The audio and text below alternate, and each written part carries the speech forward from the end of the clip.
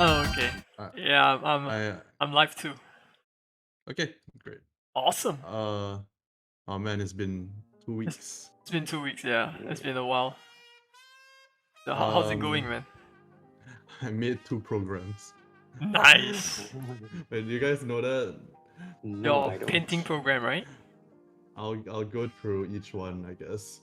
Okay. Um, Are you okay, sharing so your screen?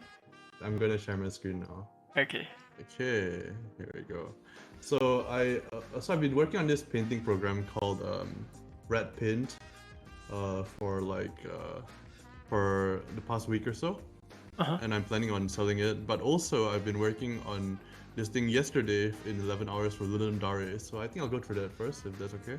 Okay. Watercolor So Galaxy. I called Watercolor Galaxy, and is this procedural uh, painting simulator where you can actually create various, or you can swim through various watercolor galaxies. You can do different things, like you can rotate it, or you can zoom in more or less, and you can change the colors over time. You can make it like also have less chaos or more chaos, and you can see how it works underneath the hood. You can see those like little dots, right? And Yeah. they're basically showing like how the paint is being spread. You can do stuff like add more redness to it, which I call blood, and Right. you can add like more of this dark modulator, which will basically make it so that it will darken it up over time and will only show the lines.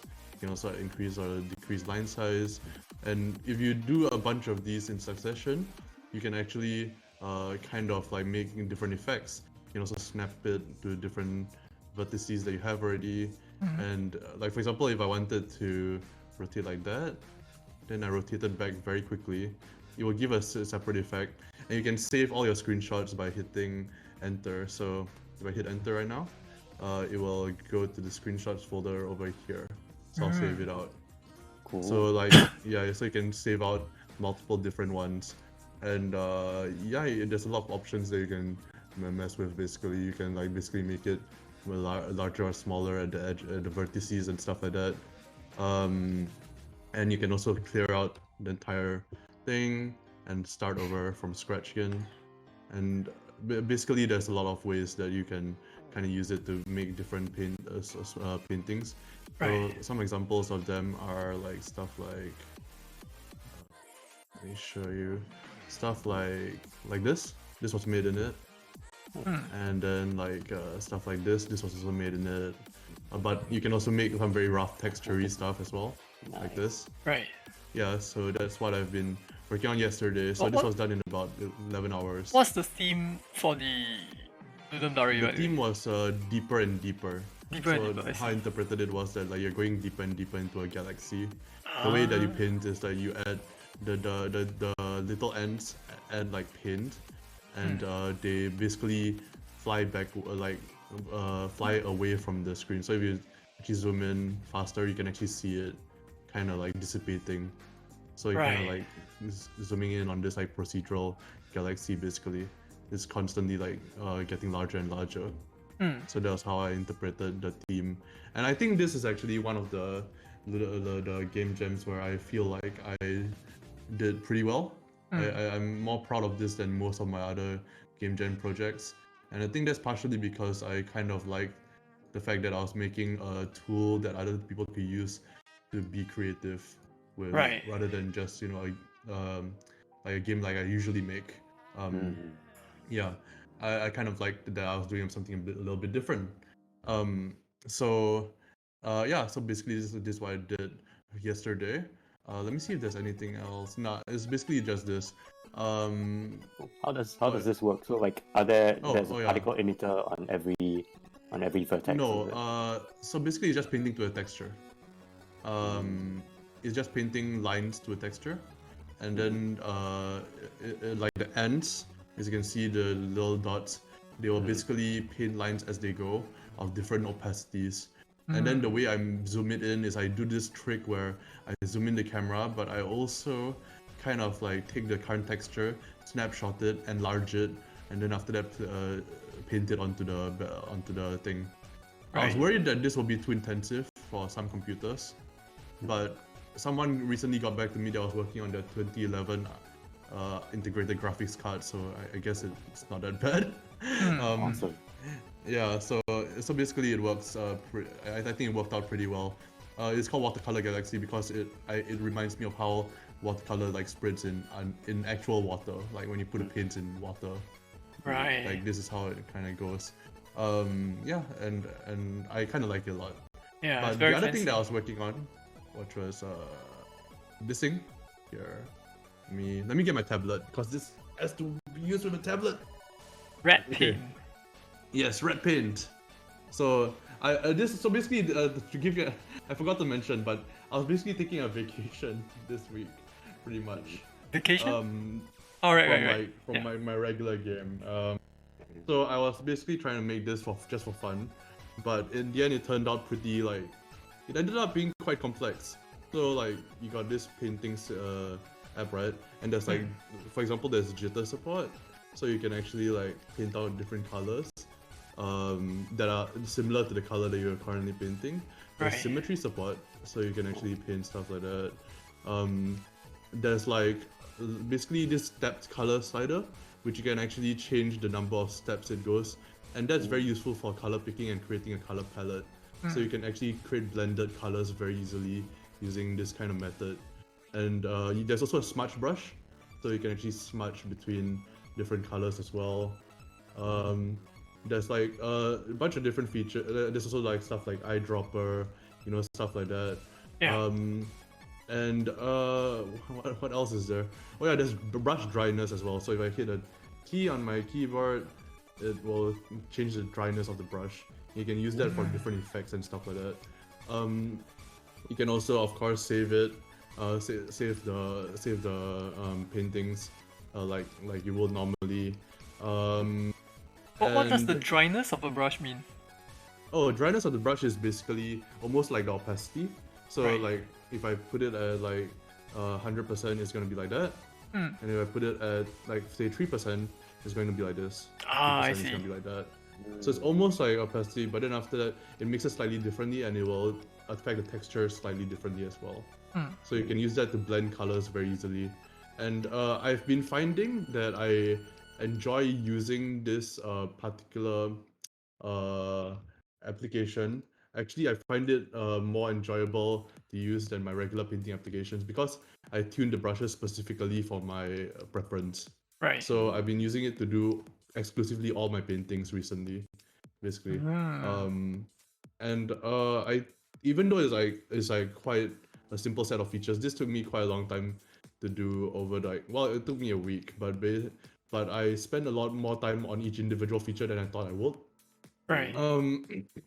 The thing I like the most, I think, is the steps color sliders, because this allows you to make a color palette really easily. I'll make an example. So you can do something like this, right? Then you can like create blendable colors really easily, like that. And then Right. you can do this, and you kind of have a palette already there. Yeah. Okay, so someone in my chat is asking how much work have I put into it. I've been spending a few hours a day for about a week, but Right. it's I think it came out pretty well. Like it feels quite nice to use, I think. Oh yeah, the other thing is the color jitter support. So if I make it all the way to the max, it will just give me rainbow colors. But if I do very little, it will give me this nice effect where it will actually add some texture to it because it's actually giving slightly random colors. So it will take your color and then it will basically modify it very, very slightly. Right. And you can use that to kind of deviate and find different colors as well. Right. The color deviation is like how do you calculate it? Is it just along the hue or is it something else? It's just along the RGB values for RGB. now. I see. Yeah. And then yeah, that's basically it. Even though like it's quite simple, I've used this to make quite a few pieces. Let me show some of them. Like for example, I made this piece with it. So like with symmetry support, it makes it very easy to paint this kind of thing. It can also do like mechanical stuff pretty easily. I'm planning on adding some stuff specifically for mechanical features like line tool and stuff like that. Right. But thing is the smudge also helps for blending, as you can see here. Color balancing and color selection is a lot easier with this particular RGB sliders, because then you can like find colors that are different from each other but not too different. You can specify a range basically. I feel that this is much better for people who are more analytical. If you have a highest slider value here, you can actually say, okay, I'm only gonna deviate from it 3 boxes at a time, and you can basically figure out your painting very structurally. Then there's also like stuff like you can paint shrubbery and all that pretty easily, because I'm also gonna add like texture brushes and stuff like that. But yeah, that's basically it. I think most of the time for this week was spent on making the brush feel good.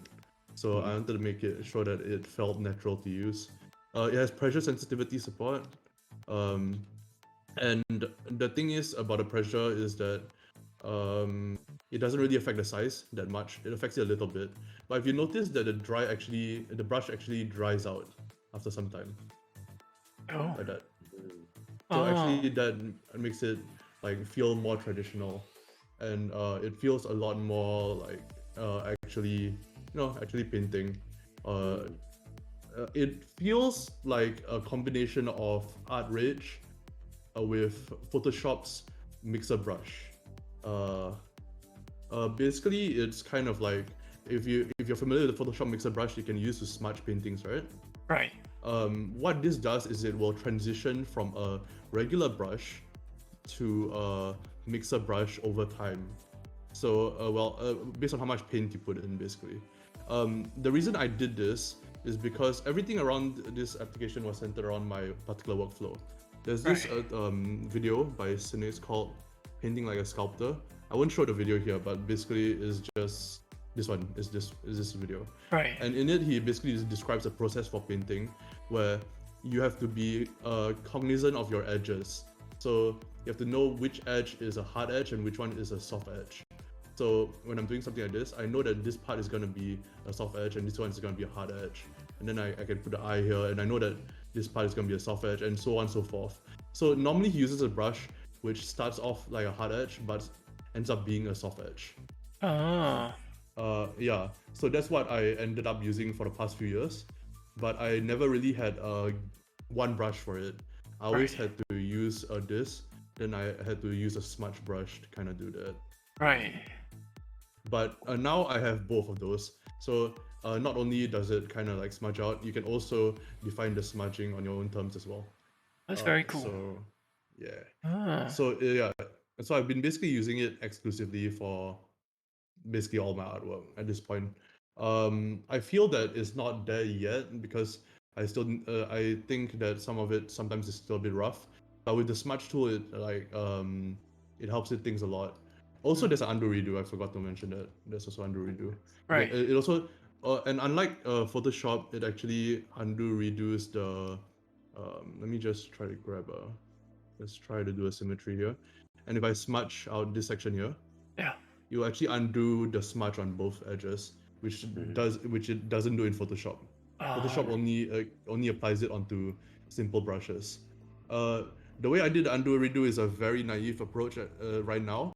Right now it's just capturing the texture, but I'm going to use a combination of that with the command design pattern to basically make it so that you're not only able to have a lot of undos at a very low memory usage, you're also able to time lapse the entire thing and export it as a video.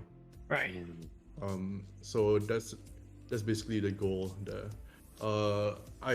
I'm not gonna be working on it as much the next week though,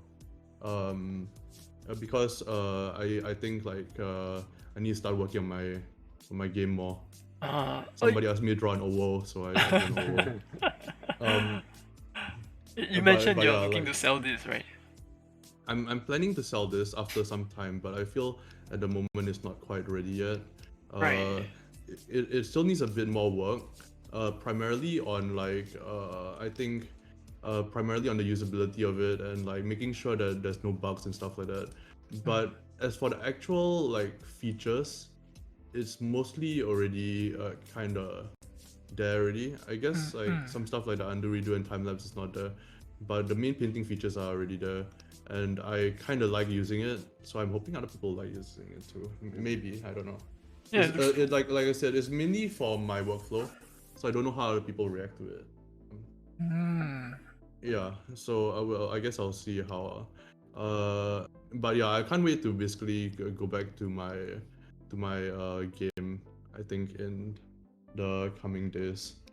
Yeah. I think that's all I have for this week. I'm trying to think if there's anything else that I missed out from the features or anything. Oh yeah, one more thing to mention, right, is that this particular both of these applications were done in under 500 lines of code for everything. This one was under 500 lines. The other one was also under 500 lines. So I'm trying to normally for my I'll be honest. Normally for my games, I don't code particularly well. Like I don't code in a particularly like it's maintainable enough, you know. Right. Yeah, but like I don't code it very very well. But for this particular application, it's coded. It's quite different in that it's actually coded in a maintainable manner. So that's something. So that's what like that kind of helps out because I can actually like go back to it and not want to die. Yes. Right. Yeah. Yeah, looks good. And I'm also one more thing I guess is I'm thinking of selling this for like I was thinking of giving it away for free originally, but people were like would want to pay for it. So I was like, $3 seems like a good price. I don't know. $3. I have no idea. I have zero clue. Yeah, me neither. Yeah. Because I'm also omitting some stuff. Like you notice there's no zoom in, zoom out, right? Right. That's because I realized that I have a very, very bad habit of zooming in and zooming out. So I just omitted it entirely. Which is probably a bad idea. I probably should have a mode where you can switch to it and enable certain features. This whole thing is inspired by a Godot tool called Heavy Paint. Which was also made in Godot, and it's a very, very chunky painting app, I'd like to say. Like, if you look at all the paintings that were made in it, like, you get what I'm saying, right? It looks very... Right. It has a certain it style. has this look to it. Yeah. And it's very, very nice to use, and I used it for a few of my own paintings as well. Look at the oil, oil texture. Yeah, I know, right? Yeah. Oh, yeah. The other thing I want to add is basically brush support, so that you can add whatever you want. And right. Yeah, I think that's about it from my side. I'm trying to think. Is there anything else? I guess I can show like. Where's my? Here it is. There's like there's some other paintings that I didn't show that were also made in this, but this one also. Yeah. Yeah. But I am also gonna upload the whole process for making the Ludum Dare tool yesterday to YouTube. So that's 11 hours. It's uploading right now actually. It's like I think it's at like 70%. Oh my. It's like 70 GB. It's like it's huge. 70. But yeah, this is how it started out. This is how it started out. Then it kind of got like that. Then it somehow ended up like this. Right. I don't know how. It was supposed to be an anthill simulator at first. Like, right. It was just ants going through and then like creating caverns. And then in the end I was like, let's add color. Then I was like, oh wow, that looks good. Eventually becomes a visual tool. Yeah, eventually became a visual tool. And that's about it. I love it. I'm done from my side. Going back to Red Paint, did you do anything special about the brush cursor? Brush cursor? No, it's not. It's basically just drawing lines, but then they're drawing lines at different offsets. So depending on the pressure, it will actually determine the offset, the opacity, the hue, and the saturation. It will actually modify the hue and saturation very, very slightly as you actually brush out the as it becomes dry, basically. It will actually modify it very slightly. I'm talking about the circle that you draw to indicate where your brush position is. This? Do you do anything special about it? Like, because like it changes color based on what color you selected, right? Yeah, and it also changes size as well. Yeah, and like, And that's is it? It doesn't seem to. Okay, so it's just it. For a moment, I thought there was like something special going on because it didn't seem to match the exact same color as the stuff you're drawing over, so that you can still see the. oh Still see yeah. the That's cursor. the reason. That's the only reason. Yeah. That's the only reason that I have it like slightly offset so that you can actually still see the cursor. I want to have it on a shader with like inverse basically. Cool. Um, and then like then you can actually see it all the time. But Right. but yeah, like but right now I think there's a bunch of other stuff that I want to do work on for the application, so that probably takes precedence first. Mm. I also wait, one more thing that I forgot to mention. I actually have let me see if I can find it. Inspiration. I actually have this playlist on YouTube of art tools that I'm basically compiling to basically give myself inspiration as to how I'm going to build this tool because I want it to be very constrained and Right. and I want it to be very like it kind of like inspires creativity in a way. Mario Even though it's Paint. like Right. yeah, Mario Paint. uh basically I wanted to kind of like not this tool but future tools. One thing I found is that like making these tools is very relaxing for me. I did 11 hours of programming yesterday and I didn't feel tired at all by then. I felt a bit tired, but not as tired as I usually am. Right. Because I find this more of like a play kind of thing. It feels a lot more like play than work. So I realized that I can actually work on this like in my spare time probably, and it'll probably be fine. Right. Like I'm still monitoring it, but like that's what I'm intending on doing. I'm intending on like if I feel a bit burnt out by my game or whatever, I'll just come back to this and add a feature or something, and then go back to it refreshed. Yeah, sounds like a good plan. Yep. Yep. And yeah, that's it. Yeah, awesome. And also a Awesome. question on supporting the tablet. Like, does yeah. Godot support tablet input directly, or did you have Yes, to? it does. Okay. It's just like a one-liner basically. Godot actually supports quite a few things, but the rendering support for some of the polygon stuff is not completely there yet. I mentioned heavy paint, right? The developer had some problems with like some of the polygonal drawing, and it's only fixed in Godot version 4.0, which will be released officially a few months from now. So I'm actually looking forward to that because then I can probably make even more elaborate tools. But I think this is where I want to move towards. Like I want to do games, but like on the side, I find that making like tools to help creativity is very helpful. Oh, one I forgotten to mention the most important thing. There is this site tinytools.org. Did I mention this the last time? I don't think so. No. Okay, so this is 600 plus tools of Right. like Wow. for game developers, and I've been going through every single tool in the paint and drawing section. I've gone through every single one, and I'm basically like looking through, and I found that there's a lot of stuff that is very, very useful. So I highly recommend looking through this if you're interested in making tools. I see Because ASCII pin. What the heck is that? ASCII paint is literally just like I think you just literally paint with like different characters. That's it. But you know what's something more interesting? It will be like something like Petsky, which I think is also on here. Okay. Like if you search pets, whoa. Petsky. Having Vim for like having Vim on my browser sometimes does weird stuff. So like stuff like this. Right. Yeah, basically these are very small focus tools. So I'll highly recommend this for like finding like level editors or whatever for your game, or like game engines or anything basically. Right. So this is what I'm using right now. I've been going through it since it launched every single day. So I've been like I just wake up, I look at this for a bit of inspiration. Right. Oh yeah. It's very I cool. think I'm done. Very cool. Let me stop sharing. Stop streaming. There you go. Very cool. See, how do I open up the Discord? Oh wait, no one's broadcasting yet, so I can't do that yet. Right? Yeah, not yet.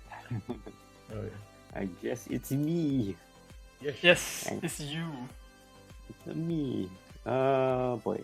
Let me Wait, so share Chao my will be screen. back to work on your frog game, right? This coming week. Yes. Ah, I see.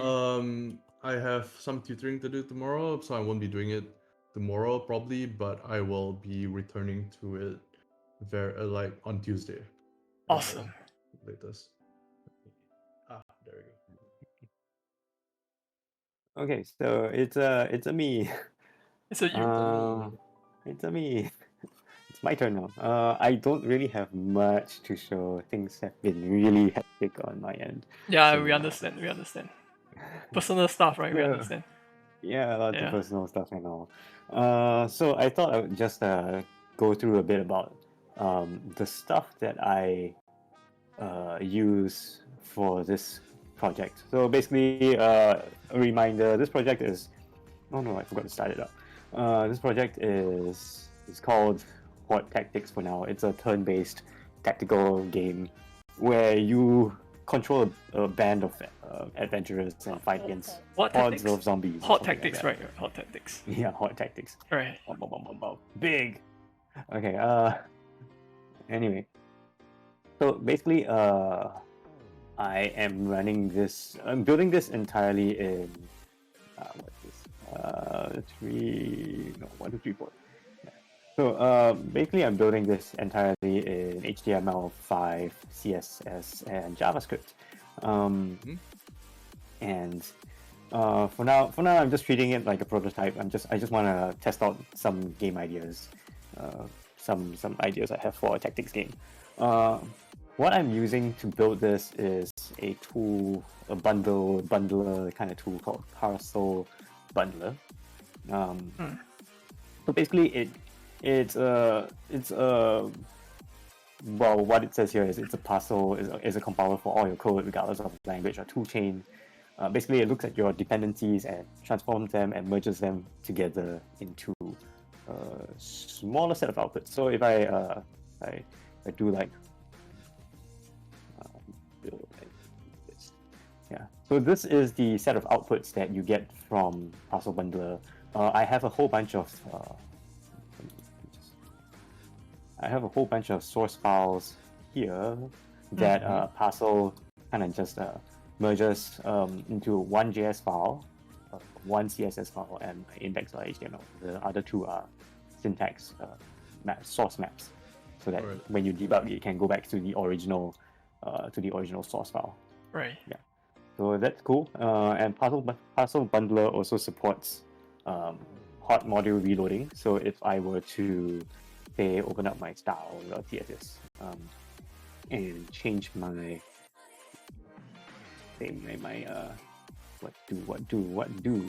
change my canvas color to say purple. I guess purple is a good color. Dang it.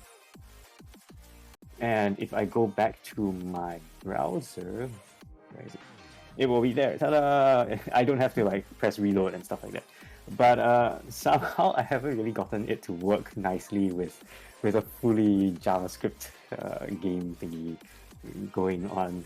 Because whenever I make a change to JavaScript, like if I do like start blah now, and then I save this, and then when I come back, my characters just get shunted to the top left of the thing.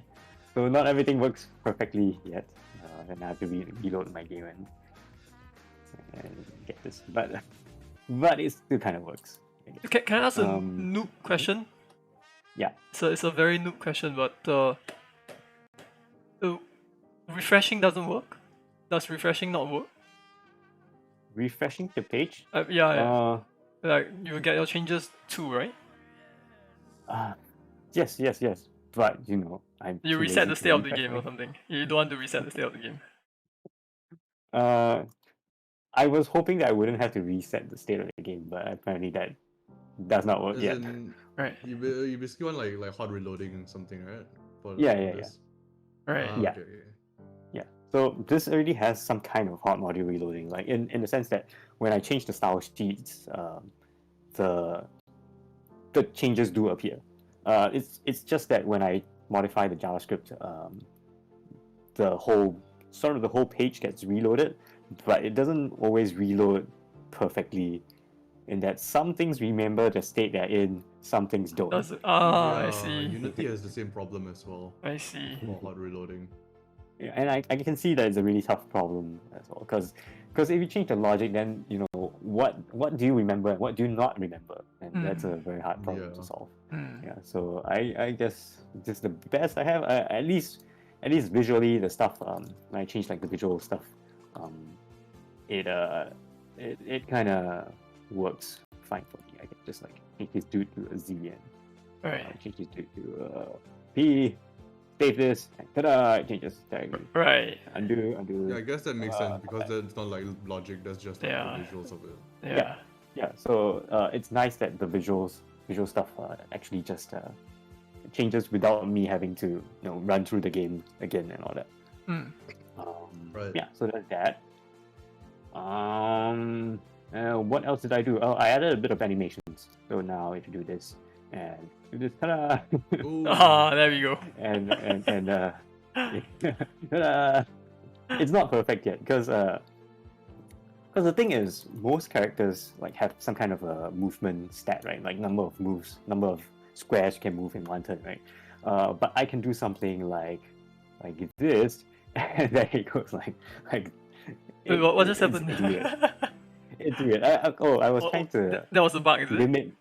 Yeah, it was a bug. I see. I was trying to limit the number of like basically if you in a game like Fire Emblem, if you move your character beyond the number of movements stat that the character can move, right? Right. It will sort of recalculate the movement path. Recalculate. And I have a bug there in that I haven't implemented the recalculation of the movement path of your path that the character Recalculate the should move. movement. What do you mean by recalculate? I don't quite understand. Okay. So basically, when you do something like this, you can see in the top right, my character has a movement of 4, Yeah. which means I can only move 4 squares this turn. Yeah. Up to 4 squares this Right. turn, right? Yeah. But if I do something like this, so I'm supposed to draw arrows to show the path that your character is taking. Okay. So like 1, 2, 3, 1, 2, 3, 4, 5, 6, 7, 8. Right? This it's not supposed to move so many Right, steps. right. It's supposed to just move 4 Right. steps. So ideally, your character would just move 4 steps straight to the target Left. location. Right. So what games like Fire Emblem do is that they recalculate your movement if you ever step beyond the movement count that you have. Hmm. So I anyway, see. and my character does that weird thing over there. Right. So anyway, yeah. So there's that. I have to kind of implement that and also show the path that your character is taking. But anyway, it will be for next week. Right. Nice. Yeah, and then I did this little attacking thing. The what? Nice. It's terrible, but Wait, it works for me for now. show again. hang on. Move my character across. Attack! Ta-da! Alright. Alright. Emoji wars. Emoji wars. Emoji. Oh. Ta-da! Okay, didn't. HP 2. Okay, whatever. But anyway, so working on this. So I discovered that there's actually this thing called so there's this thing called the Web Animation API. So Web Animation API. Yeah. Yeah. So basically, you can sort of animate your stuff through. Let me find the examples. So through JavaScript. So there are 2 ways to animate with CSS and JavaScript. One is just purely CSS. You can do some kind of keyframe animation or a transition kind of thing with your CSS. Here you're defining keyframes and specifying what to animate. And this one would say use this animation, run this infinitely, each time it runs through this, it takes 3 seconds, and then this is a linear animation. Right. You can also do it through JavaScript. You can do this. That's what the web animations API does. So I've been using a mix of that. I've been using some CSS animations, and I've been using some of the web animation API. So, like for example, over here I have this thing where I say attack animation. It's just move yourself to the square that you're attacking, and then do it over 250 milliseconds. Yeah. And then it returns a promise object that I can wait for, and once that's finished, I then run my other code. Right. So I'm not sure if this is the best approach, but I'm treating this as a prototype, which means I can do whatever I want, Yeah. Yep. even if it's crappy. Right. I guess this has been asked before, but are you gonna be moving this to like I can't remember. Are you gonna be moving this to another engine, or are you gonna stick with Maybe, this? but Chiny has said that it will be interesting to see this as a John, you make your own decision. you can make your own decision, John.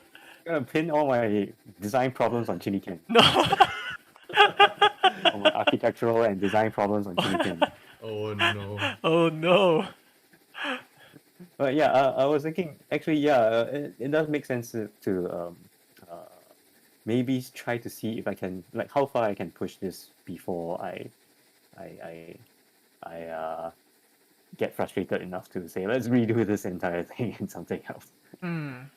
Right. Yeah, I see. so I think like maybe it could possibly just work very well in just pure HTML and CSS, and then throw that whole thing in a wrapper, like I don't know what you call it, Cordova, Ionic, or Electron, or something like that.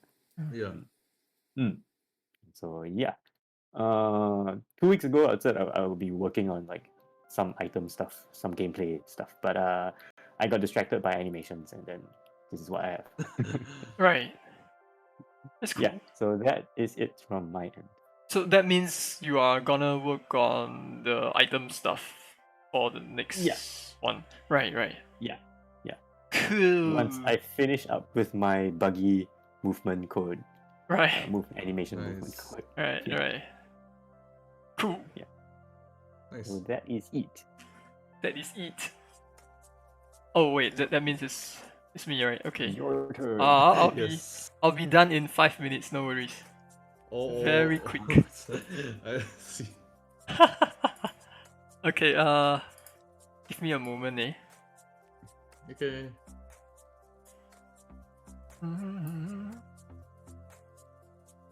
Just a moment. Where is my folder? Oh no. My folder is is it here?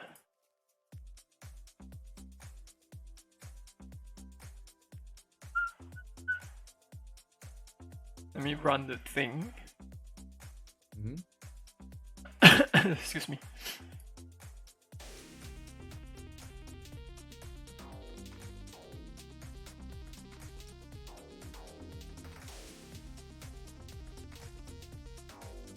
Share application.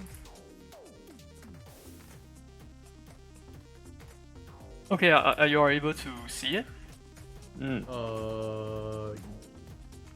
Yep. Ah, okay. Can hear it also. Right. I hope it's not too loud. Is it okay? It's okay. Fine. It's okay, huh? Okay, that's great. Let me just lower my BGM. Okay. Anyways,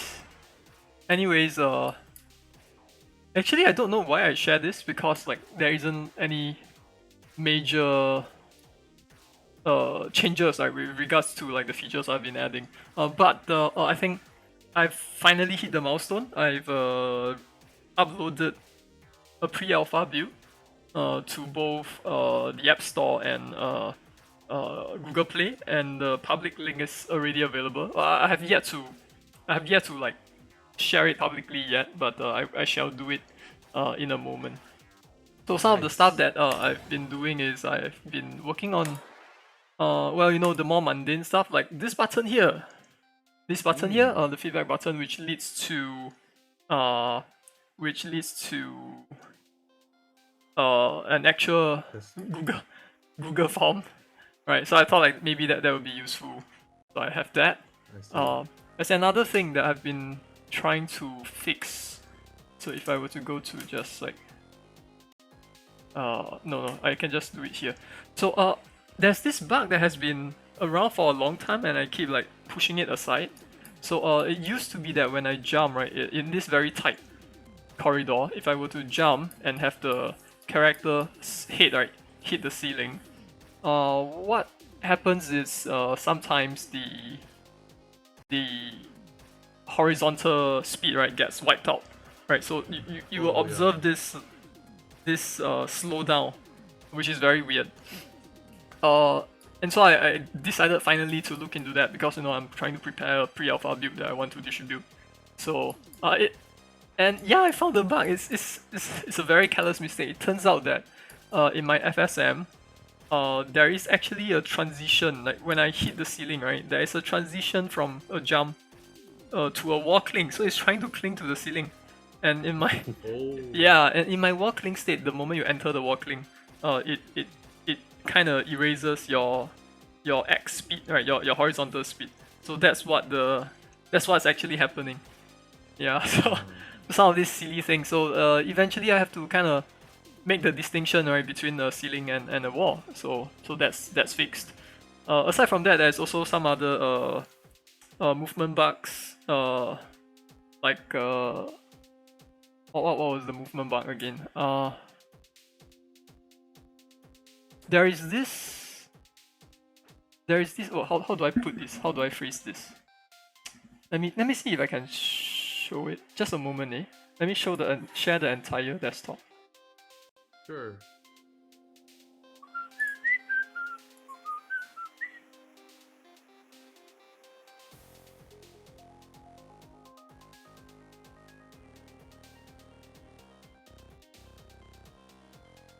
Actually, this is this math problem that I don't really know how to work around, but maybe I can talk about it. It's kind of impromptu, right? I didn't really prepare. Right, say for instance, right, I have a variable, right? Maybe the variable is called acceleration that affects how fast my character reach top speed, right? So and that acceleration amount is represented by this t here. So I have like right, something like right t, right, and then this is run like every single frame, right? How do you keep this time base? How to keep this? Sorry, what? How do we keep this time base, right? So that there's actually this I don't know like the exact answer to your question, but I can tell you what to look at, because there's this function in Unity called smooth them that will do exactly what you said over a period of time. So like you will basically put in a time that you want to go from here to here, and you put in a reference. You need a reference variable for it. Right. But once you have that, you're able to go from one place to another place within a. But I need to specify the duration. Yeah, you need to specify the duration. I see. Is that what you want? Like no, I kind of don't want to specify a duration. Let me think. No, because like previously I very naively, right, modify t to be like so-called time-based, but the way I did it is completely wrong, because it affects the displacement, right? So if the frame rate is different, then the displacement becomes how do I put it? Right. It's no longer consistent anymore, and it's a bug that has been around for a long time, but it was like not super obvious until I decided to like print out the displacement frame by frame, right? So if I run a simulation that is 60 FPS, and then if I run another one that is like 30 FPS, right, you would imagine that after 2 frames, how do I put it? You would imagine that if I say run the 60 FPS version, right? Like 2 frames. If I run 2 frames of the 60 FPS version, then I would get like the same displacement and so on and so forth. But it doesn't really. Yeah. It doesn't work like that. It's non-deterministic. Yeah, yeah, it's not deterministic. Yeah, so yeah. I think this is the same problem as like lerping with a time.delta time, because it also has a similar slight discrepancy as well. Yeah, so what I did was I only call this. Wait, actually, what did I do? Hang on, I did something like that's very. It's a bit hacky. Just a moment. Please forgive the really horrible code, Hang on.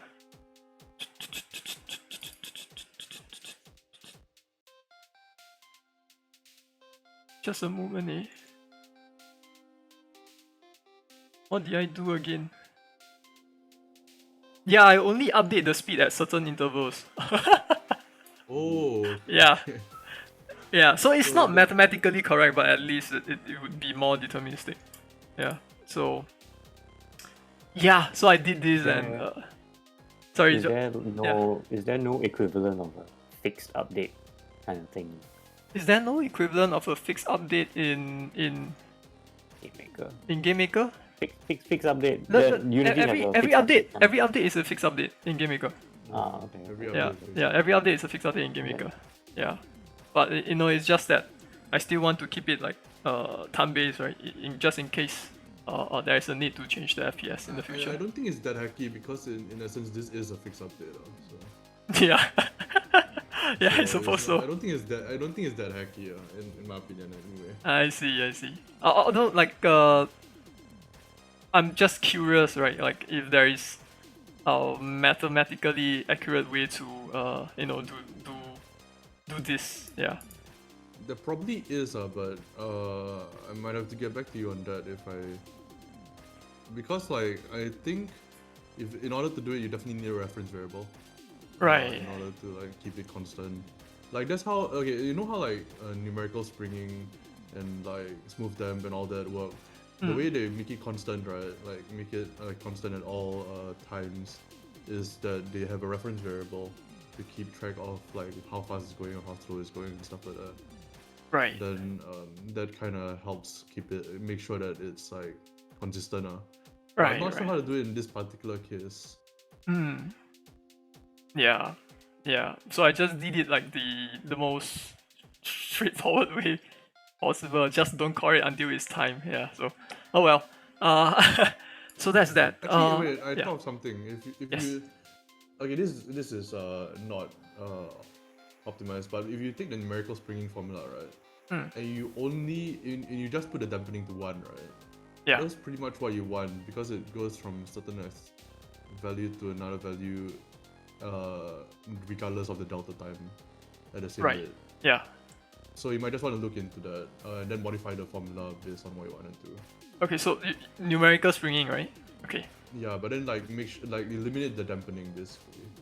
Okay. I can't remember the formula off the top of my head. It's okay. I think you shared the link with me before. I bookmarked it, so I'll go take a look. Thanks, man. Thanks. But you just put the dampening at 1 and it's basically that, I think. Okay. Yeah, I'll go look into that.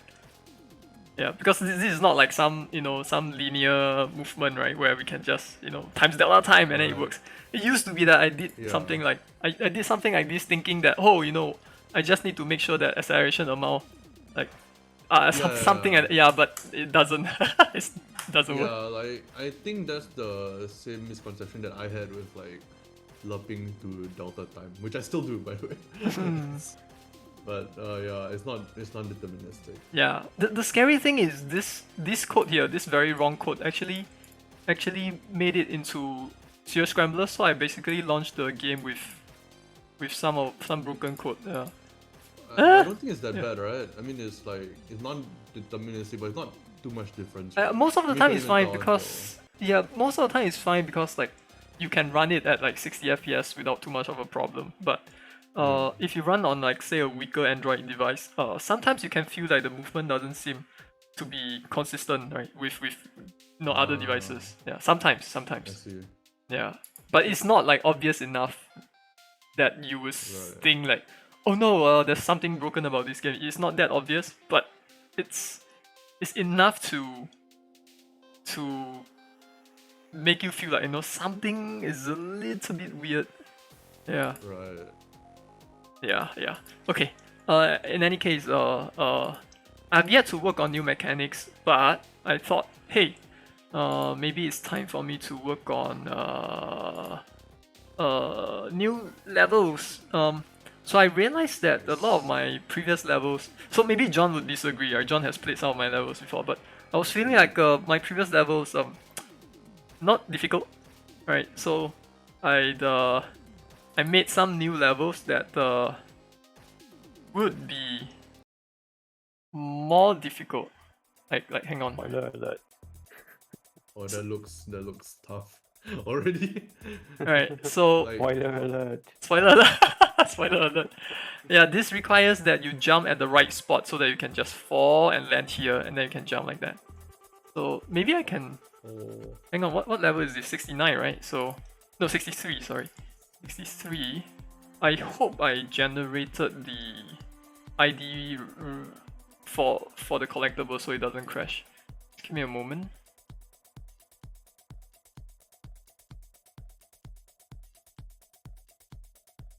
Oh yeah, I added this screen earlier in progress. Anyways, 63, right? So you have to jump at just the right time. So oops, I'm sorry, I'm lacking practice. There we go. See, yeah. Oh no, I missed one. oh, that's so There we go. Something like that. Yeah. Then there is 64. So all these levels is supposed to happen like in World 9, right? At the moment I only have like 6. Yeah.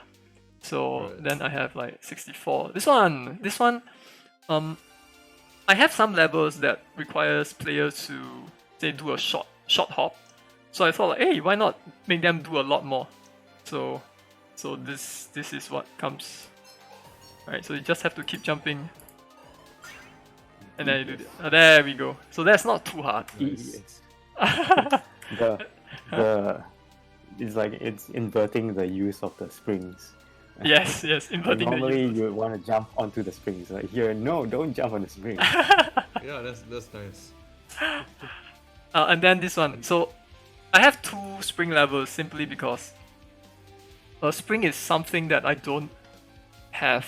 Like I didn't like use a lot of springs, so that's a problem. Now this one, more springs. Let's see if I remember how to play this one. So yeah, you would want to say land on this wall first. So let's see. Alright, so this is basically testing your precision. Alright. Oh, there we go. We got the key, and then I guess you can slide all the way back. But what's the fun in that? You see the coin there? The coin on the left. Let's get the coins. There we go. Nice. Yeah, so Nice. it's just that, yeah. So I only have the three. the level.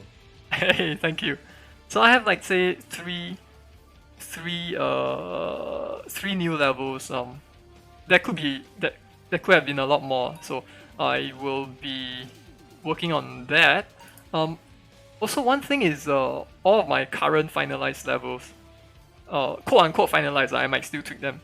They are usually just like within a single screen. So I realized that there's some I have like vertical space, right, that I can afford to explore. So I feel like I might make more levels with like that is longer than what the screen can afford to display, right? Yeah. So I have some like gonna include some camera movement and whatnot. Yeah, like this, right? It's just moving. So yeah, that's about it. So I think I will just be working on more levels, and I'm hoping to include a new mechanic as well. Oh, in fact, sorry, I just remember something. I just did this yesterday. The enemies that I have at the moment, they are like green Koopa, right? green Koopas. Basically, they just walk in one direction and then they fall off a cliff, and if there's spikes below, they die, right? So I thought like, hey, you know what? Let's just make the red Koopa variation. So yeah, red Koopa. That's it. Oh. Right, red Koopa, they don't fall off a cliff, right? They will turn back. Yeah, so I'm thinking maybe I can have levels that utilizes them. Yeah, that's it. So next week hopefully I can add new mechanics. I've been wanting to add like gravity related stuff, but I'm not sure if I can actually do it considering my schedule, my work schedule. But I'll try. And hopefully I can make new levels. That's it. That's Nice. about it. Yeah, shall we? Yeah, that just reminded me that I actually did do work on the game. Oh, I forgot to mention. why don't you share with us? Yeah. No, it's fine. It's just basically behind the scenes physics stuff. Huh. But I found out that the box cast in Unity doesn't work 1% of the time. 1%. That was causing my entire custom physics system to break down. I will cast it through a wall, and it will say there's no wall there 1% of the time. Oh And my that's god. Like it's like I was like I must be doing something wrong.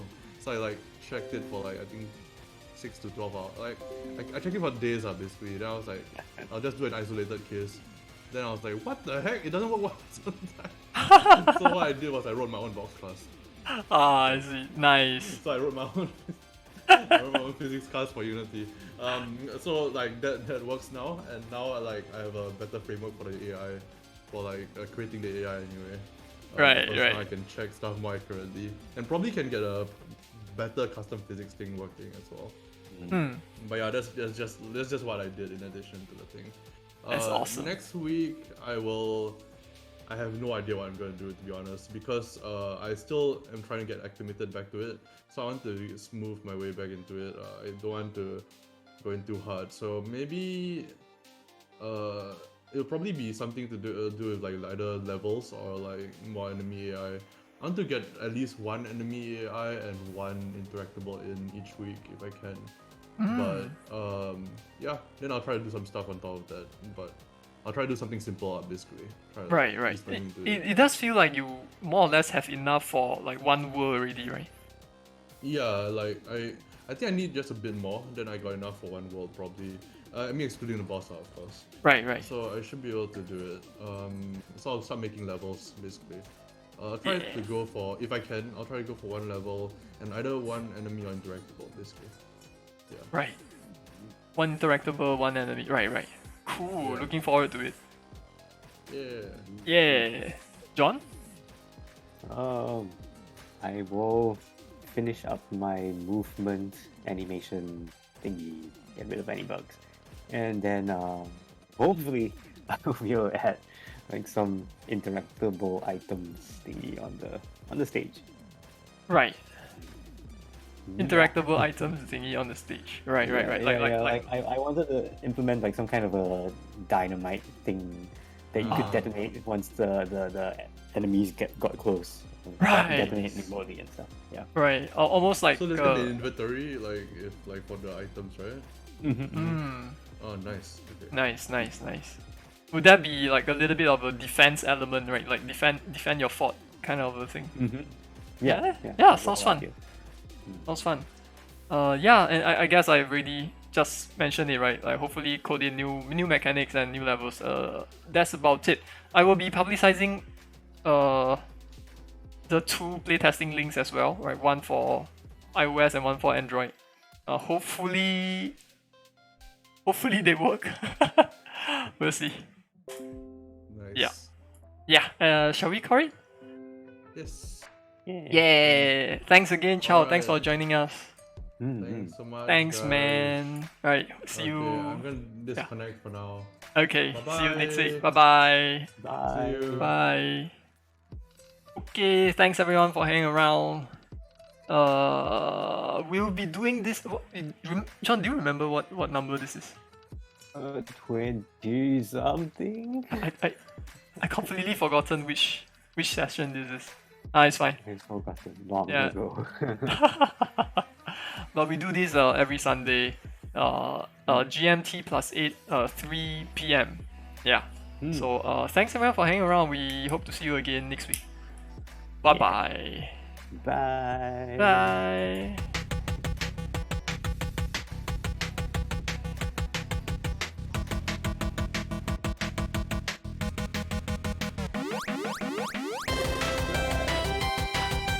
Oh, I've been meaning to ask.